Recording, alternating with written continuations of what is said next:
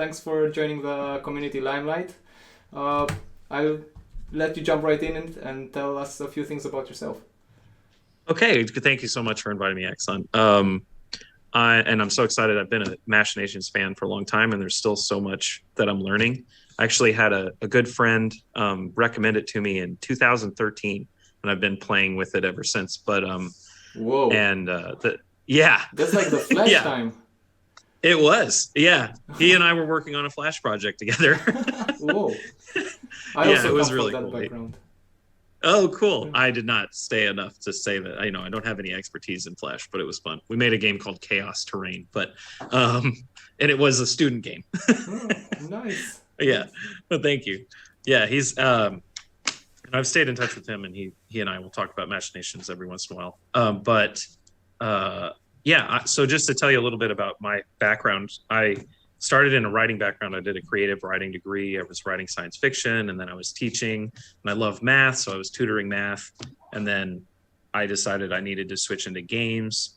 I thought I was going to be a game writer, but then I learned how to program and started doing game design. And it was just, one thing led to another. And I ended up working in Vancouver for a little while. And then I worked in Switzerland, and then I did a PhD at UTD with, thanks. It was hard, but it was fun. It was really great, actually. I shouldn't even say it was hard. It was too much fun. But my professor there was really instrumental in my understanding of game design and just like some of the deeper concepts I get into. Monica Evans, she's a lot of fun. So, I used Machinations quite a bit there for basically for writing papers about game design, because I find it's such a wonderful way to visualize some of what would normally have been in an Excel sheet. Yeah. And I always would do that too for concepting. So it ended up being a big part of my dissertation. And then it was also, at the time I was also doing game design tests, and I almost always used Machinations for those. Since I recently graduated in June, and I started working here at Oxfit, and I use it here, and I also use it in my personal projects. I have a board game that I'm making with Jay Cormier, who was a teacher of mine at Vancouver Film School, and he's a really great guy. Very hard to keep up with, but a lot of fun.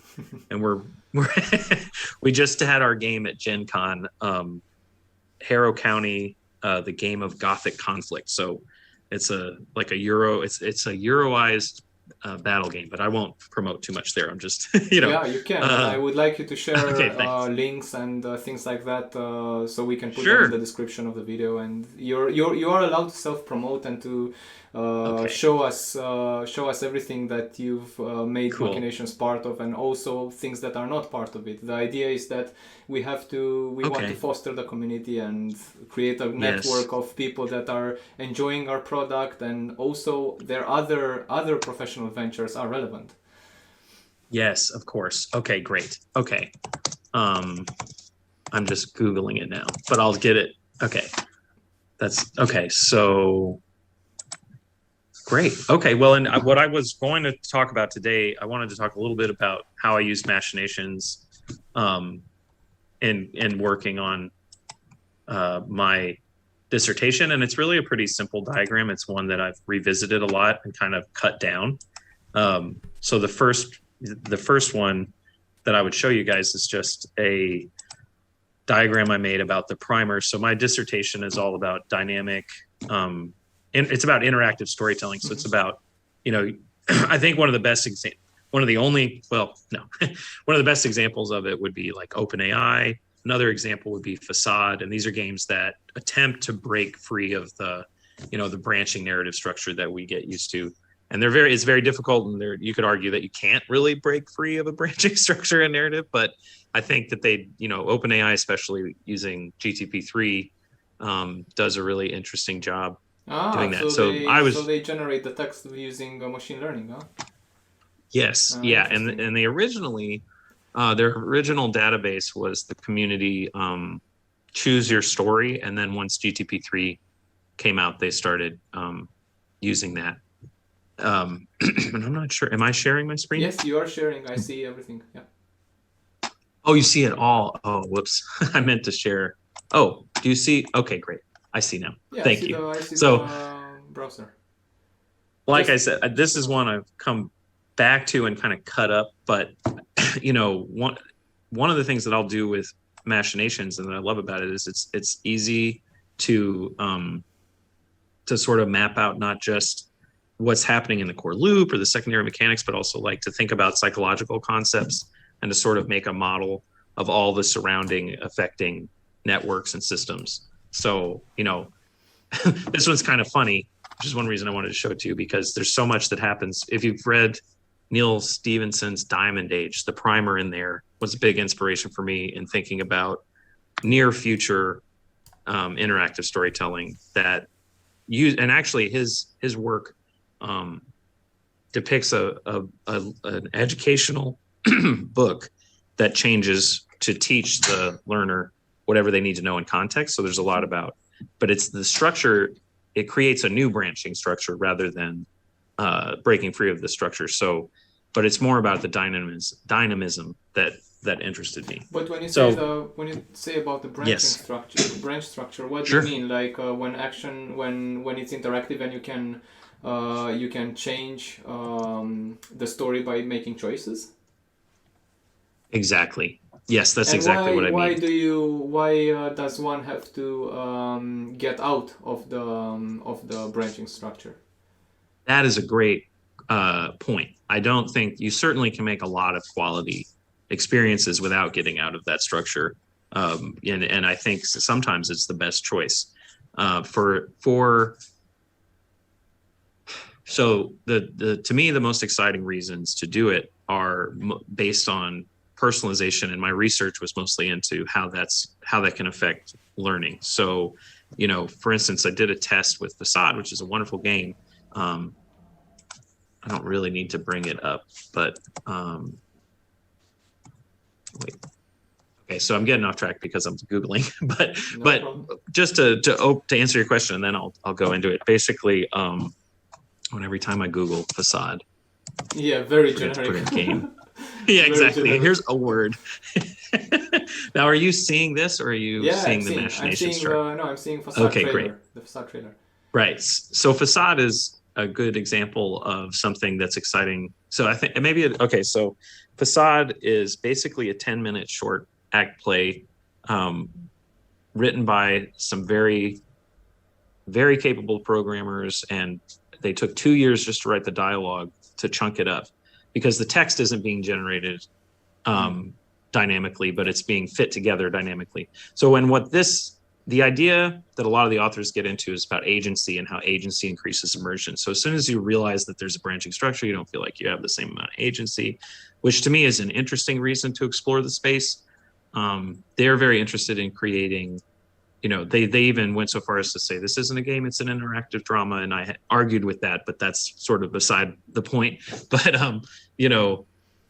what I think is exciting about something like Facade is that it allows you to get into a conversation and to do some kinds of games with language that you maybe wouldn't in the same way. But it's actually very easy when you know the structure of the play, and when you aren't reacting in scene, then it's easy to get out of the structure. So I used this. My particular interest in my dissertation was talking about computational thinking. So like, how could we use this kind of tool to teach computational thinking? This game is a great artifact and thing to study to understand computational thinking, but it's not really, it wouldn't teach it to you itself, because the subject matter of their 10-minute drama nowhere touches on computational thinking. So I came into the room and I said, can you teach me how to program? Can you teach me, about, how to do things with computers? And they said, well, we need to talk about our conflict, and, maybe we're going to separate, which is what the play is about. So they'd kind of try to redirect you. But if you go to something like, if you go to OpenAI, really, you wouldn't even need this to be OpenAI. It could be GTP3 or any of the, I know about the I did the wrong thing there. I meant to say AI Dungeon. Sorry. Because OpenAI has that super fancy text processing system, but it's not really open anymore. I mean, you have to get access to it. Very true. Very true. And I know they've come under some fire for that, which I understand.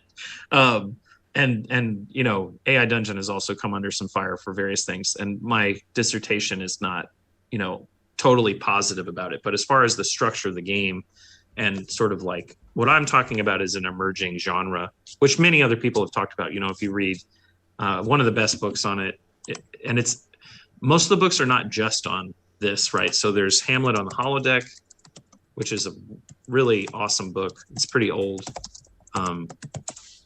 but it's been updated, and I don't know, I should get to the actual site instead of this one. But it, you know, it deals with like this is actually just talking about narrative in digital form at all. And then it does talk about the possibility of not having branching structures, but it doesn't, you know, but when it was written, that hadn't been possible. They were just using the speculative idea of the holodeck to talk about it. And then another one that I think is really worth checking out is Computers as Theater, which I always forget to make it British, but that one's really fun. Brenda Laurel's a lot of fun to read. Nice. And of course, these are good recommendations. I would. Thanks. Yeah, I love these. I am into interactive storytelling. I like the. Yeah, that's one reason I remembered you mentioning that, and I wanted to make sure to talk about these. And then there's another one that's super necessary. Chris Crawford.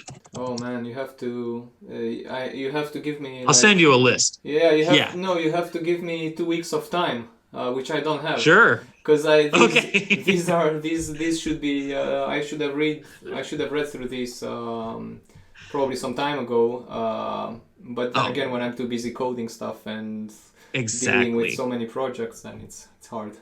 I think it's good to get it. I think it's good to get in and start making it, because then when you read these things, you really know what you're reading for, right? You know. So he actually, his whole career ended up being about trying to create these at a very early time, and he did some really awesome work. And he is super against. He has a blog where he talks about Erasmus. He talks about why he doesn't think neural net based. that's his blog, but I'll send you this too. And I'll try to find the specific one where he talks about interactive storytelling in the context of neural nets. And you know, anyway, he talks about why that's not real interactive storytelling, and I see his point, because it's not explainable. So we haven't they haven't yet figured out how to control it, and as in, here's the object of the scene, make sure all of this goes around the scene. It takes a lot of you know, but when you look at something like AI Dungeon, which is one of say 3 that I've seen, it's just one of the most popular. They really do have, you know, they have enough weights and enough things to create a cohesive setting. But the coolest thing to me about something like AI Dungeon is that I can get it off the rails and it'll stay with me. So I went in here, and as an experiment, and it was just because it was using GTP3. You could do this with anything that was using GTP3. But I started to see if it could teach me concepts about coding. And specifically, I was very impressed because I inserted a function and said, you know, first I got the whole story to be about me learning to code, which was fun in a cyberpunk world. And that was just kind of fun for me.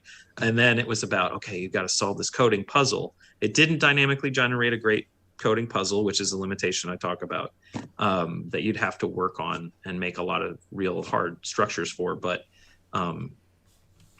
it did recognize that when I created a function, that my error was that I was passing a string in incorrectly without quotes. And it caught that error and told me that that was the error. And I was pretty blown away while doing this research, just that was possible in a game that was never designed to do that, right? So that's really exciting to me, because that's the kind of personalization for learning or for just enjoyment that I think is really exciting. Yeah, I agree. And I hope when AI gets to the point where it can understand how the story flows and work with it and be able to come surprise you with like one of these mind-blowing suggestions, then you know that this has huge potential. But and this is something about your go ahead, about the diagram that you yes, are the showing, diagram, which you have to click back on the first tab, I think. I think you're right. I was curious, what's the relation between everything that you just said and the labels here?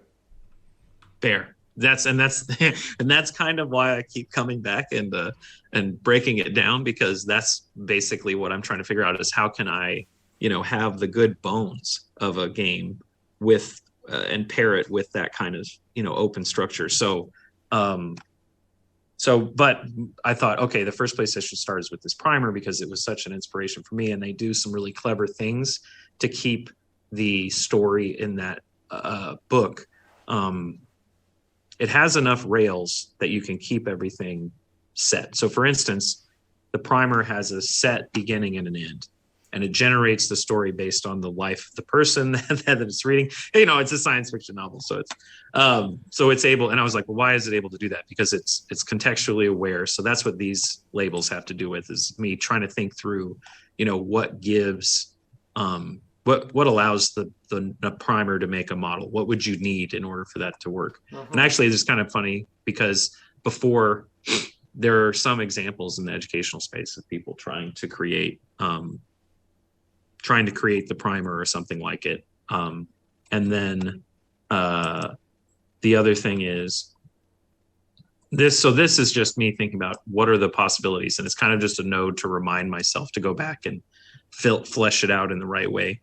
A lot of times, if you look at this other, if we look real quickly at this other intrinsic motivation and extrinsic motivation chart, you can kind of see why I need to prune these things, because the way that I work is I just kind of throw everything on the wall in a brainstorming session and then delete it. And I make little notes to myself on Machinations about, so we'll come back to that one. But notes and comments are super important. I've seen a few diagrams that have been making good use of that.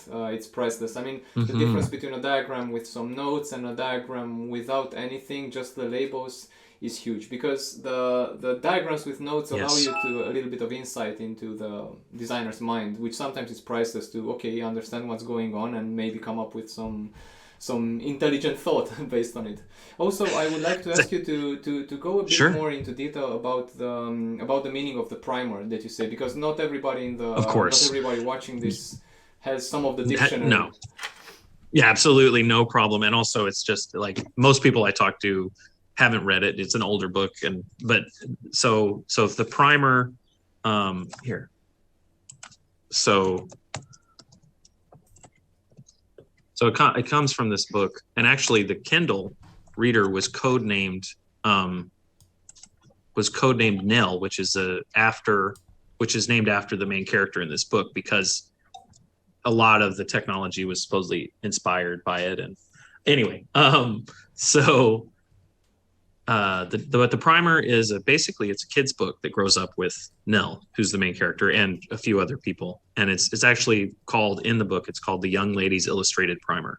And as she goes through the story, she kind of goes through a Bildungsroman, and she grows up and has this crazy adventure and becomes an extremely capable young woman she learns karate from the book, and it's really fun. It's a fun book. And it's one of the first post-cyberpunk books. So there are a lot of reasons this book particularly gets talked about. But the thing that really always grabbed my attention and kept me inspired was the primer, like a lot of people. And at first, what's funny is in researching it more, I always used to talk about it as an example of something like the holodeck that has this dynamic structure. But actually, the structure is not dynamic. The structure is fairly set, but the content is dynamic. So she always is going to go on this journey from one point at the beginning to the end. She's always going to go from Nell, lost in a cat, needing to overcome challenges to grow up, to having succeeded. But the content of what that contains it is context sensitive to her. So she learns to do karate, for instance, because she has an abusive stepfather, right? So it's you know, so that's the primer, and when I talk about it, there's also this really great game scholar who talks about the primer in a book called Narrative is VR, which is also really cool. And she kind of talks about it a little tongue in cheek about like as the I think it's tongue in cheek. As oh, I didn't want to do that. She talks about it as the ultimate art form because it's kind of total art. It immerses you completely and takes your entire life into account and conversation. Kind of, it's an interesting read. So, and she has one chapter specifically on the Diamond Age that I think is useful for anyone who's reading about interactive storytelling. I should also say, because this is something that I don't make clear enough, is that I'm differentiating interactive narrative and interactive storytelling. That comes from Chris Crawford, because he differentiated them at the very beginning of this kind of investigation within games to say that storytelling is an action that, you know, it's something that you do in conversation with other people, and it's more of a dialogue versus a narrative comes to you set. So what's interesting though is Diamond Age has a narrative structure that doesn't change based on what you're doing. The middle changes, but it has a beginning and an end that are set. And actually though, the middle is restricted. There are definite limitations on what kinds of things can happen. You know, it takes the kind of storybook, like there's a giant and I need to defeat the giant, you know, those are the kind of challenges that show up in fairy tales, kind of like, and I know I keep getting off the chart, which is kind of shows you why they're so small. But Vladimir Prop is somebody that I think is also really interesting to get to know in narratology. Like he analyzed Russian folklore to look for, kind of like Joseph Campbell does with the hero structure, but he says there are like 31 ways. It's a big argument in narrative, but it's interesting when you're thinking about what structures repeat and why they're interesting to people. And but to go back to the chart, so that's what I'm doing with this. And a lot of times I'll have the nodes get crazy on this, right? So because that's the whole. Anytime I want to make a story that gives tons and tons of possibilities, if I keep the endings, you know, as limitless as I would like, it's going to be impossible for me to write in my lifetime. Yeah. And that's the kind of thing that exactly. That's what's exciting to me as a writer about this structure, is that, I could, you know, create the seeds of these stories and just and really write it in collaboration. Yeah, and I think that's one of the things. Yeah, I feel that the future of one of the productive futures of storytelling is the symbiosis between man and man. But it's because it's not between man and machine, because all the machines are trained on what other people write. Exactly. But it's a machine that churns through it, and it's kind of man, machine, and again man. So yes. And if you take that person out of the loop, and that's actually, I hate to pick on AI Dungeon because I think they're a really cool group in a lot of ways, but that's one of the things that I criticize, and it's a difficult problem to solve, and it's one that they are trying to solve, but like, you know, it's hard to, I don't feel that they currently put the human on the author end. Mm-hmm. Because if you think about it, one way that any of these games could operate is, I mean, ultimately, I always think about Dungeons and Dragons, right? You can't, how do you make that real experience of Dungeons and Dragons? Well, I think one of the things is you use this as a tool for the DM, and that's a super difficult thing to figure out. And I actually did another thing. One thing I did with this for a conference that I attended was I made a Turing test game using AI Dungeon, where the point was for the player to decide which lines of text were human generated and which ones were machine generated. But then it was a science fiction prototype. So I was also like prototyping another game I would want to make with GTP3 that was all about, like, basically it was Among Us, but you know, it doesn't have the whole cool ship mechanic or anything like that, but it's a trader mechanic, and you know, who's the machine. But I wanted it to not always be that I wanted there to be 4 teams, because I like complexity a little too much. And, you know, I wanted there to be a team of AI that were fighting for humanity, a team of AI that were fighting against it, a team of humans fighting against humanity, and a team of humans fighting for it, or whatever. Those are like the big broad strokes. So so I prototyped that for a conference and put it in, and used AI Dungeon's cyberpunk thing to help me create the narrative. I could have just used GTP3, but they've trained it well enough to stick on to these realms that I thought it was a really productive thing. And I was in conversation with them, so I wanted to, show them how cool I thought their tool was. So that's such a huge thing. You could throw like a million links to this. So trying to figure out how can I encapsulate, like, what can I use as a good communication about, like, just because if I just did personalized learning, that's a whole chart. I'll quickly run out of tokens that I need to purchase because I'm ready. I'm ready to take the dive. It's totally worth it. This tool is amazing. I recommend it to everyone. But I think that you've done you're abstracting a lot here because yes. you just by everything that you've said. Obviously, there's a zillion more elements that could be added, but I like that you condensed it to like the three sources that basically, what do? They give you a total power to generate the personalized content, if I'm not mistaken. Yes, you are totally right. What happens when you play I'm not sure I'm using the right. Oh, I'm sorry. Go ahead. What'd you say?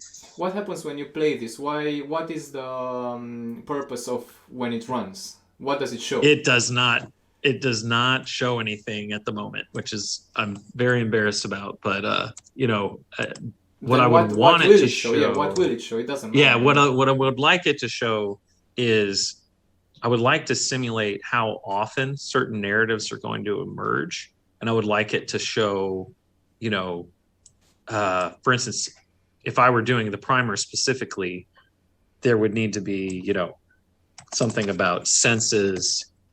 If it was about personalized learning, it would need to sense a need for martial arts, right? And I want to see how often does that show up just from the structure without, and I think it would have to be I'd have to have over here, I'd have to have something to say, likelihood. Yeah, a random gate or something, a random threat. Yeah, a gate. See, thank you. That's the thing is I always start with the pools and then end up going, no, it's not a pool. but yeah, this would be a gate that's like threat level, right? Exactly. And if the threat level reaches a certain threshold, or perhaps I'd use it as it might be a random, like, is there a threat level coming at any given moment?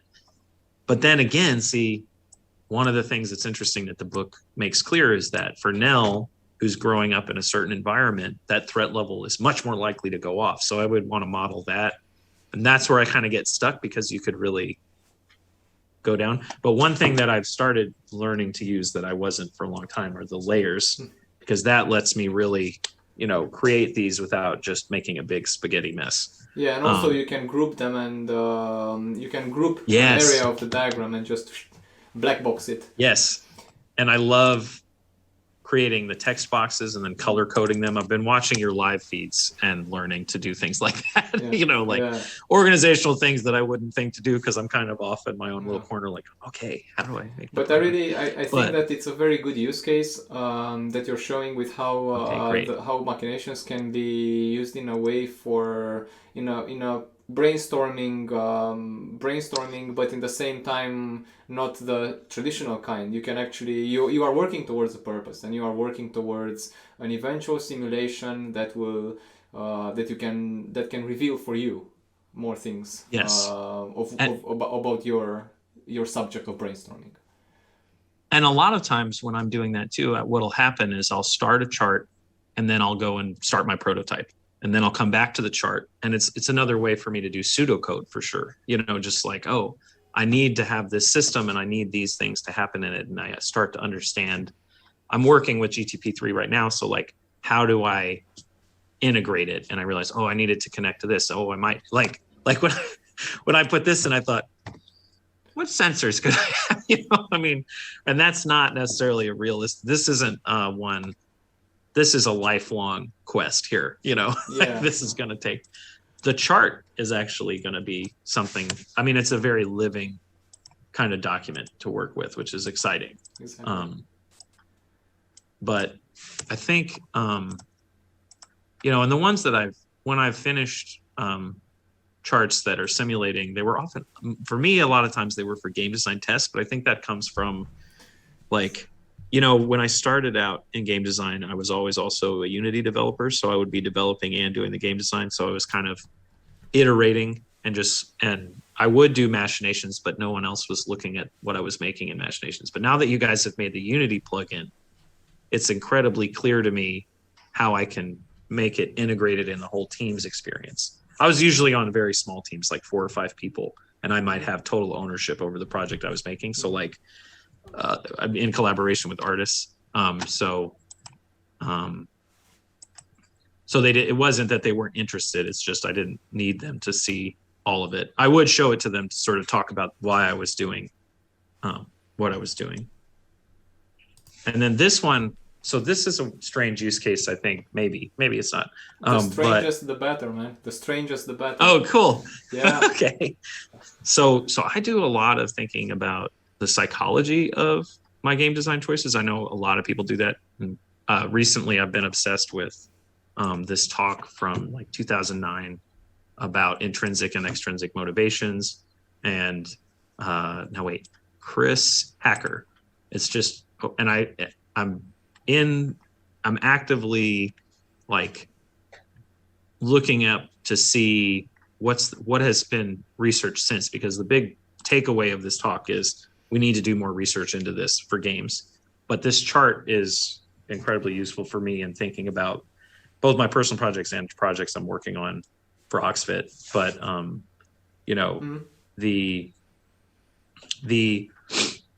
it's very important to me to not take away intrinsic motivation. And Klei, the makers of Don't Starve, have a great article on this about not only why, I think there are a lot of idealistic reasons to not do it, which I agree with, honestly. But then more importantly, it's like a good game design decision to not kill your players' intrinsic motivation. But on the other hand, some tasks are just not, this is one of the questions that I'm struggling with, because certainly some tasks don't start out as interesting to any particular person. Yeah. And for those tasks, you're not going to kill an intrinsic motivation. So how do you, and I think Michal Csikszentmihalyi in Flow, he makes a really strong argument that it's kind of a moral imperative for us to make that kind of part of existence better and to make it more enjoyable, and not in the service of something. I don't want to encourage people to do activities that they wouldn't want to do anyway. But if there's something you're not enjoying, that you have a goal that you want to reach, and I want to help you do that as a game designer, how can I make that part of and more importantly, how can I take this thing that whatever it is that you don't enjoy, that you need to do, how do I make it more enjoyable with, can I start with extrinsic and move into intrinsic, or do I need to convince you intrinsically first and never do extrinsic? So that's kind of the question that I'm trying to tackle with this chart. And I'm trying to think about a really dynamic system that pays attention to what you're communicating, both verbally and using GTP3 or something like that,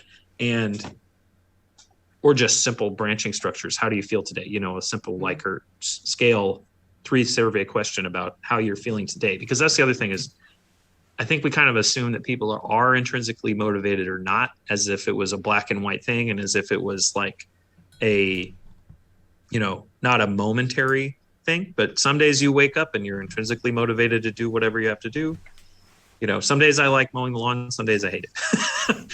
So if I can, if you want to have a super well kept up house, how can I make that more fun for you on both of those days and not mess up your motivation? So I've been reading a little bit, and one of the most interesting papers, a lot of this comes from the educational space. And one of the most interesting papers I've read was about transitional objects. So it's about because what's interesting is the more you learn about a task, the more you tend, one of the ways, that's one of the drivers of intrinsic motivation, because you start to understand why the task is interesting. If I want to make mowing the grass more interesting, a good way to do it is to focus on the grass and think about, why am I cutting it? What, like the actual blades of grass. I mean, look at Sim Ant, right? Like, that's a wonderful game. And if you thought about the content of it, I mean, it sounds interesting, but you learn about an ant colony. That's really cool. I mean, we have toys about that, but there are some people who wouldn't necessarily think that was intrinsically interesting. It's a real gray space. But these transitional objects are neat to me, because it's kind of about, when do you present someone who is not intrinsically motivated and who you have been extrinsically motivating to do something to meet a goal of theirs, with the information that they need. So using this chart, I'm trying to find like the sweet spot of information presentation or feedback presentation. And if you look at, only yesterday. Oh yes, go ahead. I wanted to ask you something before you move on. Sure, of course. In this diagram, for example, what's your intrinsic motivation to put the X coin there? For example, are these rewards? Which one? X coin. Oh, this. Are you thinking about rewards, or? Yes. I'm curious if you can talk a bit more about. Sure. I'll stick on the chart a bit more. That's good. The elements. Yes. How do they relate to each other? Because. Absolutely. That's kind of the point of our conversation, really. Yeah, I know that. Here, I'm sorry, and I will share this with this. I made this one public, and I shared it with you, so in case you want to check out it. And honestly, a lot of these notes are from the papers or the talks that I've been watching and reading, just to myself, to sort of say, okay, I don't want to forget this. Like, this is a huge one from Chris Hacker. For interesting tasks, tangible expected contingent rewards reduce free choice and he's basically summarizing this chart. But so this is kind of my pillar. And also, though, like, I'm reading the papers that he recommended so that I understand, because there's some finesse, and he mentions this in his talk, that's not covered in that pillar. He's like, if you can only take away this, take away that information, but it's a huge summarization. So then how do they relate? So like, I basically started, what question do I need to start with? And this is the first gate I would put in, be like, are you doing an interesting or dull task?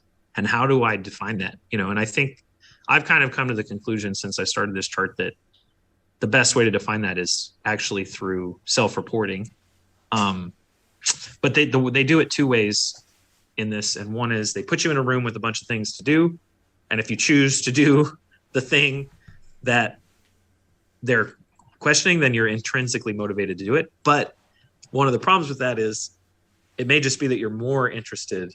You might be intrinsically motivated to play with the Lego set, but you're more interested in the lightsaber, right? Like, whatever the case is. But then self-reporting about whether you're intrinsically motivated, I think is useful. And it's a little tricky too, because somebody might just, even without knowing whether anyone's looking, want to believe that they're intrinsically motivated to do whatever it is. But that's one of my puzzles. How do I figure this out? What do I use to assess it? And I'll probably have a few ways. And then I basically move into a path, and I left these numbers. I was just being lazy. A lot of times I will label this, like, later on I would say, like, this, I'll make this like, survey says, extrinsic. And I would do that kind of cleaning up when I was going to present this. And in that case too, I'm also not showing all the connections that I'm actually doing to make the calculations, kind of like you guys do in your live feeds. I would put that on a different layer and hide it, which I learned to do from you guys. And then I moved to extrinsic, and yes, this is kind of my like joking, like, okay, we're going to motivate you with money, because they always talk about that in the studies, right? Yeah, and also just with game coins, or whatever it is. That's why I put that coin. Right. And I actually have these in the wrong order, because this is going to just be, I'm keeping track of how much the reward is. And then down here, I'm kind of like, okay, well, sometimes in the middle of an activity, your motivation changes, which makes it very difficult to do this in the way that I would like. And maybe I will give up on that part, but that's why I have a source, the spring of inspiration. Why would it be difficult? What's well because I think motivation drain is a very good element to have when you're discussing about the disappearing motivation, the like reduced motivation. The novelty of the task goes away, all these things. Exactly. And I think maybe the difficulty is just in my own imagination of how would I measure it. And because I keep thinking, I need to ask them a survey and I don't want to interrupt the experience, but there are definitely other ways to check. And I would definitely want to put in analytics to see, like, are they playing with this mechanism? Did they stop playing with this mechanism? When you read the Klei article, they made objectives. All they had were objectives. It wasn't even a reward system in the way that we might think of it, but objectives are themselves a reward because it's satisfying to complete them, and it's extrinsically put upon them, so it's an extrinsic reward. And they found that when people did the objectives, they would just stop playing the game, and it was an open world survival game. So they really just wanted a tutorial. Can you share? But yeah, you were saying why the Klei article? I'd like to. Oh yeah, absolutely. Yeah, it's really great. I had a good friend share it with me when we were discussing this. He's kind of one of my game design mentors, so I'll make sure. Yeah, here, I'll share it with you. It's enough already.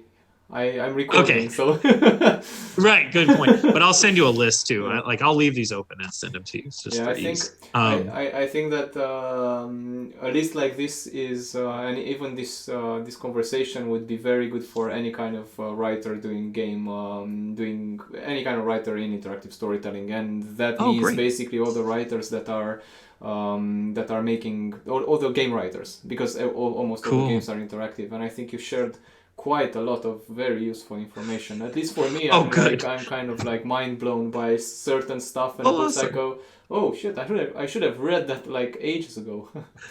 No, but they're so hard to find. I'd never seen them until someone, that's just good. Thank you. I'm glad it's useful. And one of the things I'm most excited about, if you think about narrative, because there's always that old debate of narrative and gameplay, but if you want to keep intrinsic motivation, you need verbal, unexpected, informational feedback.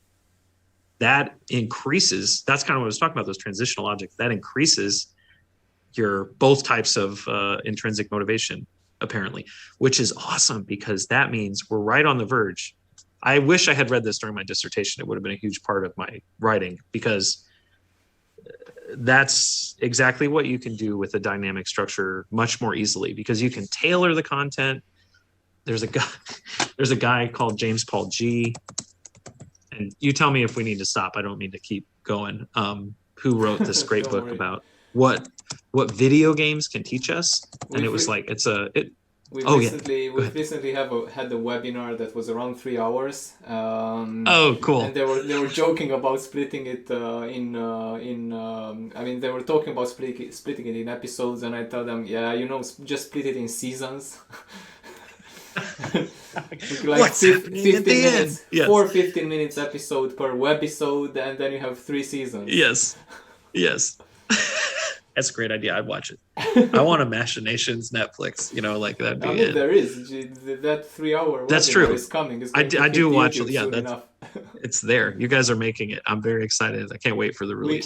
We can. I think we can go all crazy with this in a future talk. Yes.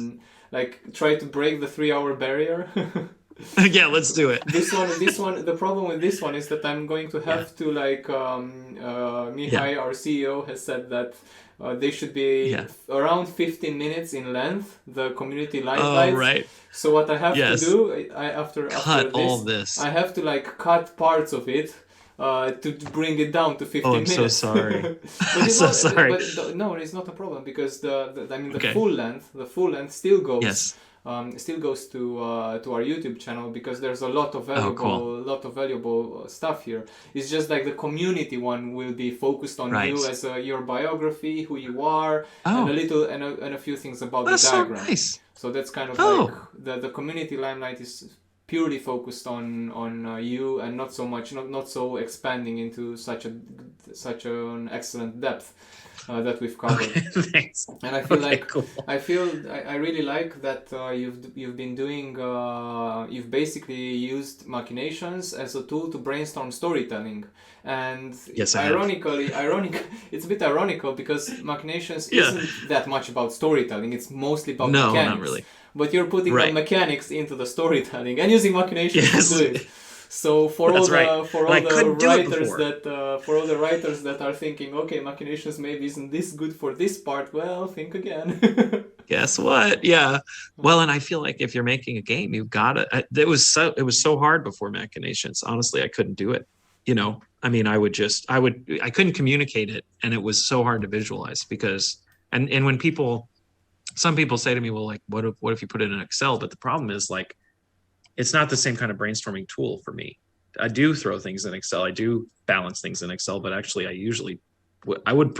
that's if I'm being lazy, if I'm being thorough and wanting to really see the real results of what I'm trying to make, I will put it in Machinations. Mm-hmm. And it's not lazy. Like, it's easy to use the tool. It's lazy in the sense of learning the tool. I need to learn more about the tool to use it as well as I could. But yeah, I mean, exactly. Like, I've always been interested in that kind of like space. Like, one of my favorite games is Dwarf Fortress, and I've always been interested in the space of like, how do game mechanics and storytelling fit together? And I think I couldn't see it as clearly without Machinations. But how do you rate the experience of learning how to use it in the tool? Like, are you making discoveries at your own pace? Are you? Yes. And also I can tell. Morning, Ram. Sorry. Oh, okay. I thought that was one of our nice. Supervisors. I wanted to make sure I wasn't being too loud. Go ahead, sorry. Cool. What were you asking me? About how you said that you're still learning the tool. How does that experience go for you? Well, like, basically, any tips that you'd like to share, and what's your journey in learning it?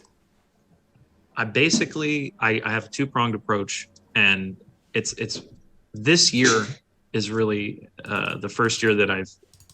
You were talking about you hadn't gotten to read the books because you were coding, and I was always in kind of a similar situation. Like, I would get to learn this in my free time, so it was wonderful to do because I could always just look at a tutorial, look at a. I love that you, even at the beginning, always had the tutorials.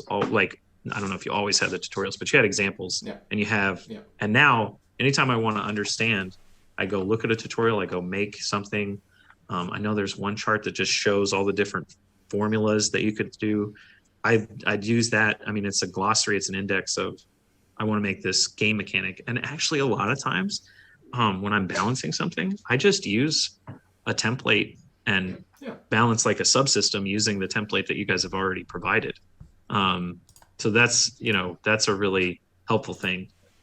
And then of course, lately I've been able to go to the webinars and the live sessions, and those are extremely informative because those are the things where I'm learning, like, use layers, group your items, and I knew a couple of those things, but I'm really I think one thing that I would love to do with this is to sit down with someone else and design a game together, like over a week or something.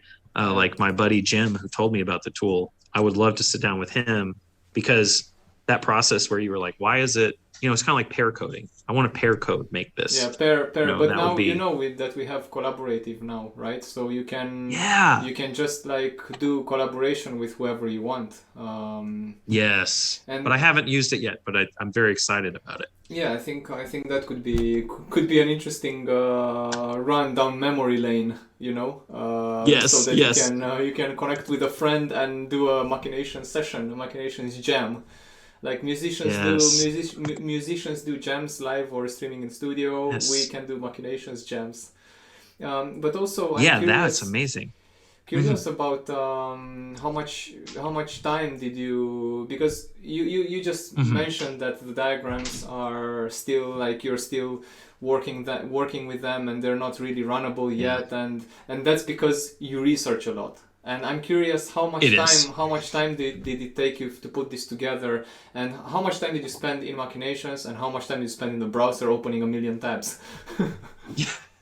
Yeah, you can see how I do that. Yeah, exactly. It becomes exponential. Well, I would say this last week for this chart so far, I've probably spent 6 hours in the chart, just on the chart, just moving it and, deleting things. I probably spent 14 hours researching.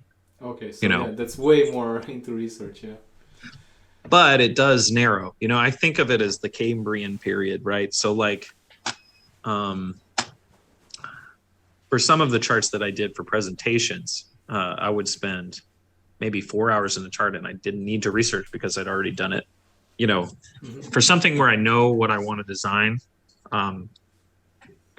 But I guess one thing is I have this sort of this fear when I get in that I'm making the wrong choice for the piece that I'm putting in. I'm like, should this be a gate? And I always think about, well, it could, but it's easy once I try to run it. Exactly. That's when I know.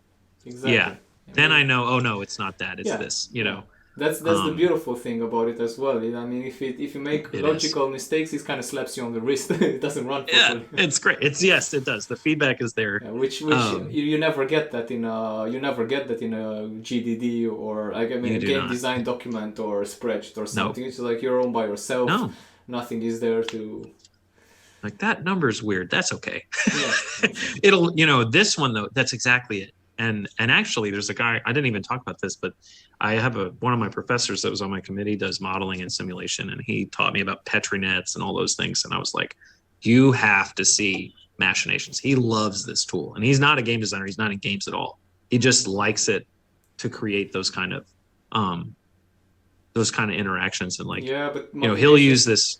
Machinations isn't about game design only. It's also about economy design and one system. Ever since I've been with Machinations, I've always been thinking, okay, we should like really push this more to industry and academia, research and academia and research, and a lot of civil projects as well, and God knows what you can model a lot in it. So well, and I think.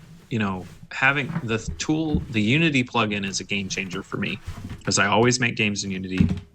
And the fact that I could live balance this with my games in Unity and change my chart and change what's going on in the game is like, that's incredible. Yeah. And when I explained that to my team, that justified my use of the tool so much here that they understand. Like I've been at places because I also program where if I'm on Machinations, I've had bosses be like, well, why are you spending so much time on this chart? Why are you spending so much time on pre-production? Basically, it's like, because I'm trying to make it right, Yeah, exactly. But that is no longer an issue because of the Unity plugin. Like even it's clear to them the benefit immediately. Yeah. We need as many users bugging us with issues and features requests there, because it's been kind of quiet. I'm kind of sad because I put quite a few hours in it, and I'm waiting for that serious project that really demands of it. Like, okay, you didn't do this, we need this as well, and I'm working on a couple that definitely will, and I'm excited about it. I can't wait. I'll be bugging you. I can't wait for you guys to go a bit more public with what you're doing at Oxford, so that we can. It'll be exciting. There will be an episode 2 of this when we go into the other stuff. Cool. I think that would work quite well also for you as a way to promote the product. Yeah. Yes, because I want people to understand what we're really trying to do something different, and it's tricky. And it all, yes. Yeah, I can't wait. And thank you for wanting to do that. I'm so excited just to get to chat with you and to be in a community spotlight is really, really kind. So yeah, likewise, man. And I think it's been one of the more interesting in terms of use of Machinations, one of the more unique because every one we do is interesting. I don't want to say this is the most interesting. No, I understand what you're saying. But it's quite unique because the way that you are using the tool is quite different than how we usually use it. As in the way you're using it for brainstorming basically, and because I can see that this diagram will take a long time to do, but when you do it, I want to see it. I want to see it. You got it. After like 100 more hours, when actually like you have it flowing. But I understand why you can run it. Yeah, I understand why it's quite difficult, and in a way it also shows to me and everybody watching this as well that you don't actually need to run a diagram. You can use a diagram to have small parts that may be running, but simply looking at that is a source, that is a drain. It's also very easily understandable what it has to say without as many words. I mean, if you want to have this in a spreadsheet or in a document, you'd have to say an entire paragraph about what is the motivation drain. Whereas in a diagram, you put a motivation drain, 3 different things that go to it, and boom, you see it and you understand what it does. And I wouldn't have even bothered to call it a drain, except that I plan to share this with people who don't use Machinations. Yeah, exactly. Yeah, true that as well. It's a drain. It's an arrow. Yeah, exactly. And it is the symbol is very intuitive. I think they would get it, but it's, and I do use it for that a lot. And I think I will show you if you'd like. I mean, this one's not as interesting, but. Well, where did it go? Oh, yeah. Okay. So I was asked to do for a game design test. I was asked to do, a chart that did experience. So there were some templates. I modified them for the test. It was kind of, and it didn't say do it in Machinations. Actually, the people that I did the test for had never heard of Machinations, so they were excited to see the tool. And I think since then they've started using it to them. Every time I can. I love this thing. I love it. I want people to use this because I think it was something that will change the standards for how we create and communicate in game design, especially in technical game design. Yeah, totally. I love one of the things that Mihai is saying is that it game design. I think about democratizing everything design, system design, economy design. Yes, it does, because before it's very easy to have these obscure tools and say I understand this and no one else will, and that's not appealing to me. Personally, this is much more appealing. I can explain it. So what does this do? And you'll see how many notes that I did. It just models a very simple progression in an RPG system. So whatever. I didn't even bother explaining the source of experience points. Just had it go after. It's killing monsters. Yeah, it's killing monsters. Violent. It's rhyming couplets. No. Yes, exactly. Yeah, rhyming couplets to kill monsters. Okay, man. Sorry. Yeah. I'm curious if you have also if you have feedback or first of all tips for the community. If you have anything, any lesson, tips or advice for community about drawing from your journey.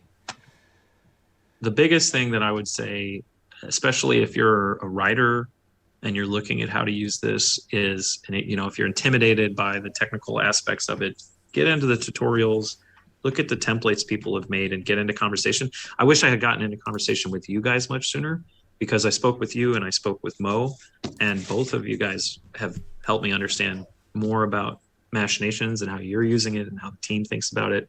And it's a very open community with a lot of people who want to, it's an appealing community to be a part of, because we can not just learn from each other, but get excited talking to each other too. And watch the the webinars, I think one thing is following along is so important. It's more, it's kind of like you have to practice it to get a feeling of what it's doing. And that's the best thing. The times I've learned the most, I had a project I wanted to make, something I wanted to model, used your tutorials to figure out about specific nodes and how they're used and how they're going to relate to one another, watched a webinar, watched a live feed, and looked at a model. And for instance, I have this Harrow County game, which I didn't even talk about. Jay is going to kill me. But, when I started the chart for that one, I looked at the Catan chart, and I looked at and I thought about, okay, where do I start? How am I going to do a turn-based system? And just answering those questions, I think one of the uses, like maybe you're thinking, I don't have time to learn this tool, but actually having to put it in the chart and having to think through how it works will help you with the game design, because it will help you figure out like how you would talk about that to someone, and because you have to figure out how to model it. And that's the point of it ultimately. Like, yes, you can do all these other amazing things, but you can simulate your game and you can balance it. And, you can, more importantly, I'm reading this book on balance from Ian Scriber, and like that he just put out. And I'm thinking, man, you can do all of this in Machinations so much. You can do it so quickly, and you can see that balancing is a choice. Like there are so many choices in how you balance something. It's not just an objective. Yeah. And and I watched I'm reading his book because of the live the session you guys did with him. But anyway, what were you saying? I was about to ask you if you have any suggestions for the product itself, like things that you would think things that you would like to have, or bugs that you found, or features that you find missing.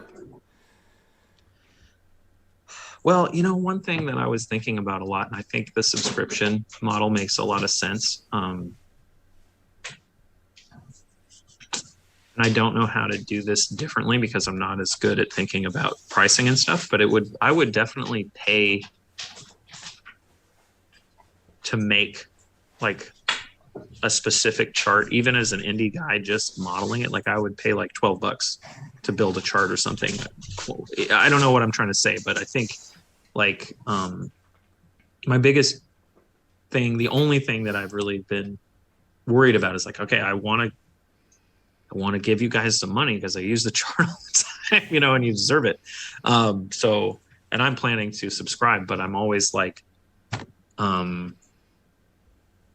because it's a subscription, I think about it differently. I'm waiting to do it until, I'm like, okay, I got to time it, which is silly. I just get like that with subscriptions. But I guess what I'm trying to say is like, I would be open to microtransactions.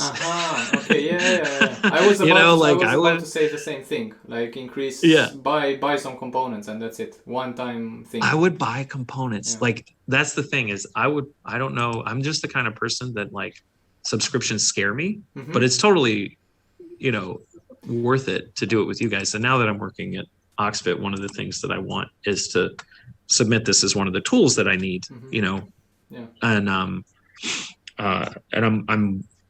waiting until I get a little further into what I'm building so that I can show the functionality better. Like basically I want to hook up the Unity plugin and I need to do that.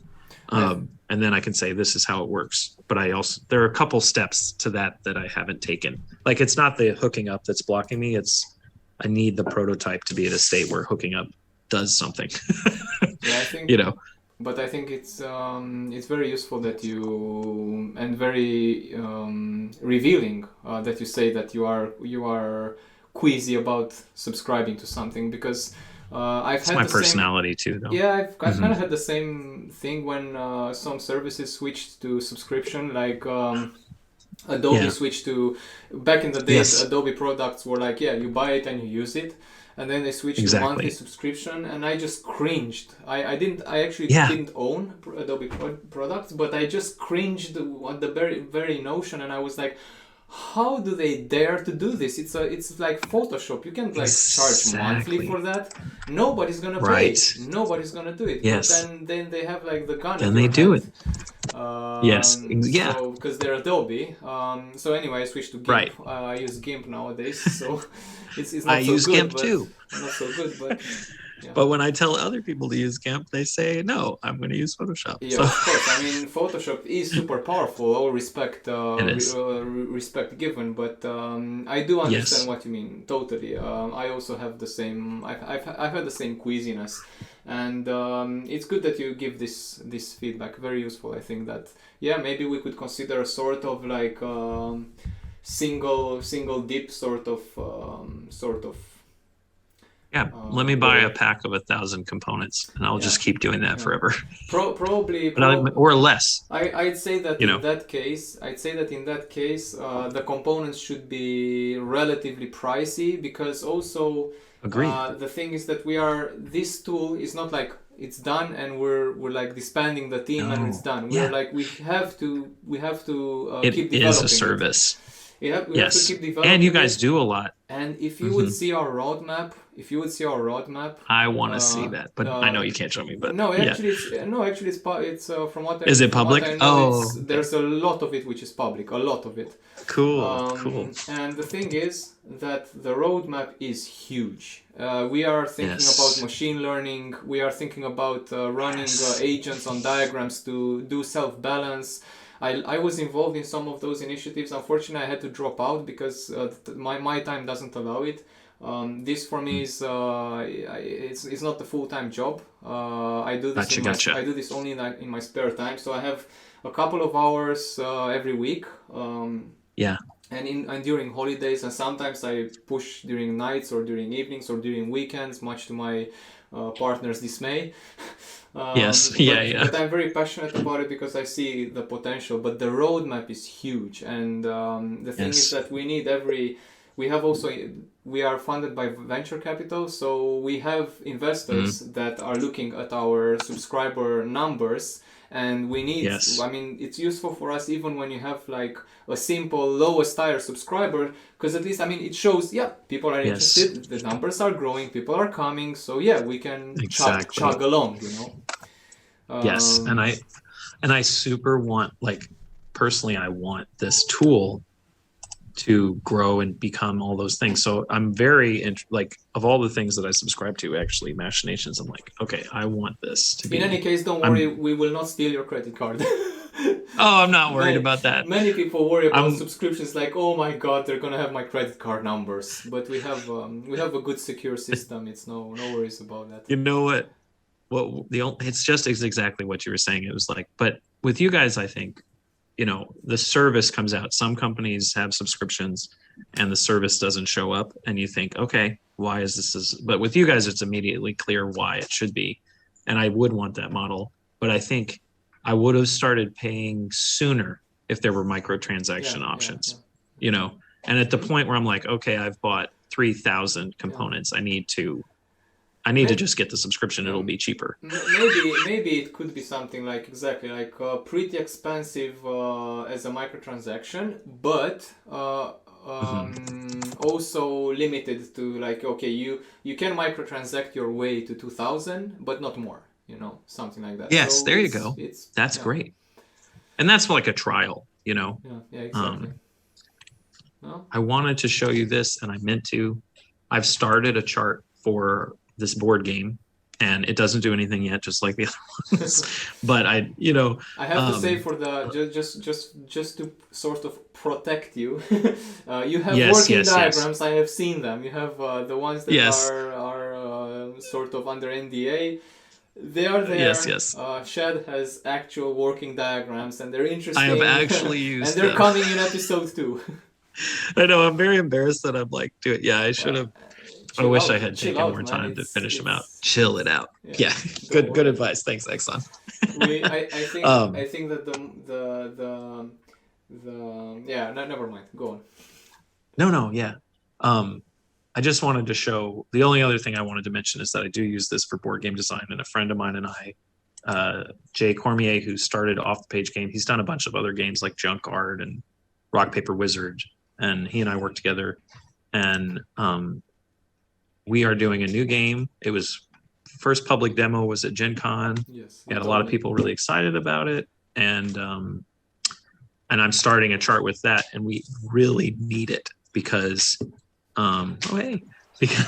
because there are, I think, 2,000 different possible starting states, and like there's no way we're going to be we're playtesting every day, but there's no way we're going to be able to do them all. It's just impossible because we have so many different combinations of characters that you could start with, and it's just absolutely necessary. We could, and also there are some mechanics that would be very hard to do without Machinations, because it's a game where you can start with one map, and then if you become more advanced, you can have 2 maps, and then you can have 3, and you can, all the factions are asymmetric. So like, the family faction is trying to place storms on the map, and the other people are rescuing townsfolk, and then there's a faction that just uses persuasion mechanics. So you really have to have something like Machinations where you can create different layers and think about those kind of interactions and how they balance together. So, but I'm very excited about that one, and it should be on Kickstarter soon. So I was just doing a little self-promotion there. Yeah, don't worry. Don't worry. Maybe I should do it when I've got the chart even more done. Yeah, do it. That will be cool to show. I'll be very excited to show you that, because that's a super cool use case for me. We can go for more episodes of In the Community Limelight. You can come back. Great. There's not exactly there's not exactly a huge queue of people. I'm sending out emails with this stuff every now and then, but I'm sure we can squeeze you past one or two more times. Maybe what I should do is get Jay, if I make a chart with him, because he's very good. He's a super positive, highly energetic guy. And he's very excited about your tool. He hadn't heard of it before. So when I told him about it, he was like, oh, but he wants me to teach it to him. So we could do another one where I've actually done that. And I'll talk to him about the timing. I highly suggest that you guys book like one evening, collaborative design in Machinations. We'll do the collaborative design. And just like jam it. Yes.